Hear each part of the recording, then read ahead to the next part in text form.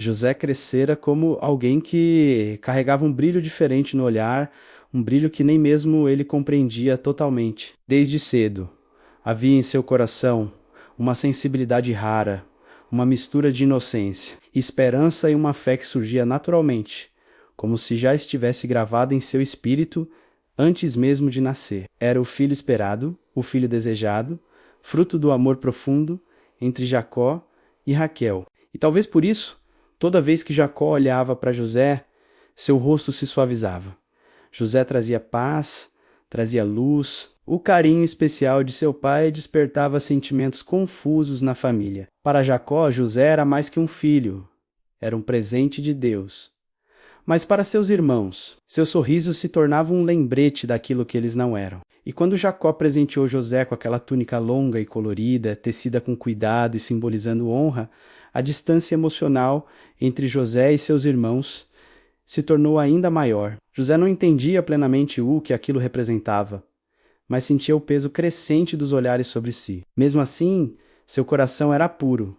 Ele sonhava como alguém que acredita que Deus fala de maneira íntima e profunda. E quando contou seus sonhos, o feixe dele permanecendo de pé, enquanto os dos irmãos se inclinavam, o sol, a lua e 11 estrelas se curvando diante dele, não havia arrogância, apenas curiosidade. Ele queria entender, queria compartilhar. Ele não imaginava que aquelas palavras inflamariam ainda mais o ressentimento que seus irmãos carregavam em silêncio. O clima na casa parecia mudar aos poucos. Conversas sussurradas, olhares duros, silêncios longos. José sentia que algo estava errado, mas não sabia o tamanho da tempestade que estava se formando. Até que, um dia, Jacó pediu que José fosse procurar seus irmãos nos campos distantes. José obedeceu imediatamente, como sempre fazia. Aquela seria sua última caminhada como jovem livre. Quando seus irmãos o viram de longe, algo dentro dele se quebrou. Lá vem o sonhador, disseram,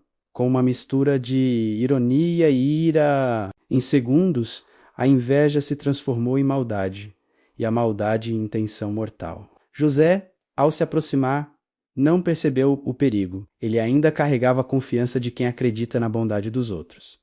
Mas quando o cercaram, ele sentiu. Seus braços foram agarrados com força, sua túnica arrancada como se fosse um símbolo de tudo aquilo que eles odiavam. Ele gritou, tentou entender, tentou fugir, mas o ódio deles era mais forte que seus apelos. Jogaram-no numa cisterna vazia, fria, escura, uma prisão improvisada que ecoava sua respiração apavorada. Naquele buraco profundo, José chorou. Sua voz subia para o céu pedindo socorro, mas suas palavras se perderam na superfície. Seu coração, antes cheio de sonhos, agora batia em meio ao medo. Seus irmãos o ignoraram. Sentaram-se para comer, enquanto José permanecia preso entre paredes de pedra, sem saber se veria a luz novamente. Quando avistaram a caravana de ismaelitas passando, tomaram a decisão que marcaria para sempre o destino de José. Venderam-no como escravo. As mãos que um dia o abraçaram, agora o entregavam a estranhos. José foi levado embora, acorrentado, olhando para trás pela última vez, buscando algum sinal de misericórdia que nunca veio. Jacó choraria por meses, sem saber que seu filho ainda respirava. Já José, arrastado para o Egito, tentava entender onde Deus estava no meio de tanta dor. Mas mesmo ferido, rejeitado e sozinho, algo dentro dele se recusava a apagar a chama da fé. Ele não sabia como, mas sabia que Deus estava vendo tudo. No Egito, foi comprado por Potifar, oficial de confiança de Faraó. Ali, mesmo com o coração ferido, José escolheu permanecer íntegro. Trabalhou com dedicação, transformou tarefas simples em atos de devoção e, aos poucos, sua presença trouxe prosperidade à casa de Potifar. Tudo o que José tocava dava certo. E Potifar percebeu que havia algo sobrenatural naquele jovem estrangeiro. Em pouco tempo, José se tornou administrador de toda a casa, mas a fidelidade de José seria novamente testada. A esposa de Potifar tentou seduzi-lo inúmeras vezes. José a rejeitava com firmeza, dizendo que jamais pecaria contra seu senhor e contra Deus. Até que um dia, ela agarrou sua roupa e tentou forçá-lo. José fugiu, deixando seu manto para trás.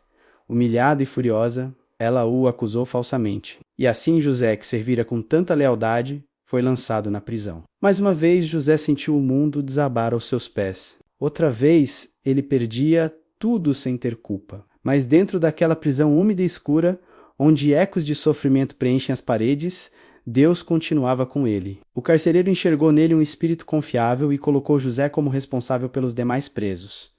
Mesmo naquele abismo, José não se entregou ao desespero. Ele servia, ajudava, orientava, interpretava sonhos, cuidava, porque dentro dele ainda existia a certeza de que Deus não abandona seus escolhidos. Foi ali que ele interpretou os sonhos do copeiro e do padeiro do faraó. E quando o copeiro foi restaurado, José pediu: lembre-se de mim. Mas o copeiro se esqueceu. Passaram-se 2 anos.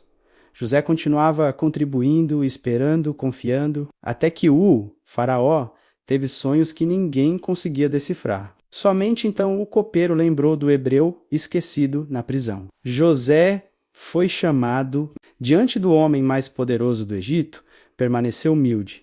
Não sou eu quem interpreta, mas Deus dará a resposta. E revelou o mistério dos sonhos.